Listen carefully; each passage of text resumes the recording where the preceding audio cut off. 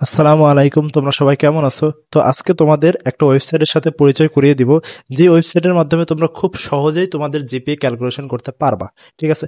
অনেকে বারবার পরীক্ষা দেওয়ার পরেই তাদের নিজেদের জিপিএ বারবার চেক করে, তাদের নিজেদের মধ্যে একটা সংশয় কাজ করে যে পরের পরীক্ষাগুলোতে যদি এরকম হয় তাহলে এই জিপিএটা আসতে পারে।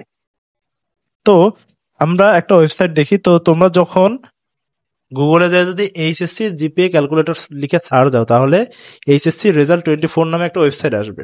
তো ওয়েবসাইটের লিঙ্কটা আমি হয়তোবা ডিসক্রিপশনও দিয়ে দিব, তোমরা এখান থেকে লিঙ্কে চাপ দিলে সরাসরি চলে যেতে পারবা।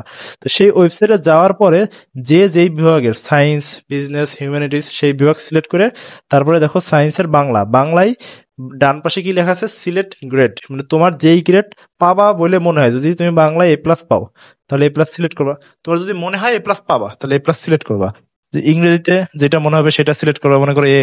আইসিডিতে মনে করো এ। তারপরে ফিজিক্সে মনে করো এ প্লাস। তো এরকম তুমি প্রত্যেকটা সিলেক্ট করবা, প্রত্যেকটা সিলেক্ট করবা।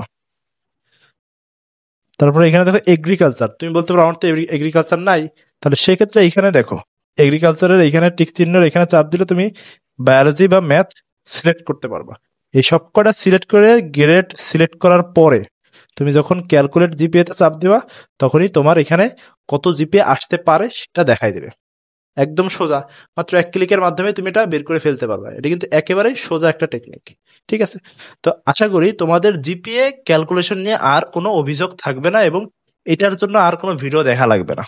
তো তোমরা সবাই ভালো থাকো, পরবর্তী ভিডিও দেখার জন্য এই চ্যানেলটি অবশ্যই সাবস্ক্রাইব করে রাখবা। আসসালামু আলাইকুম।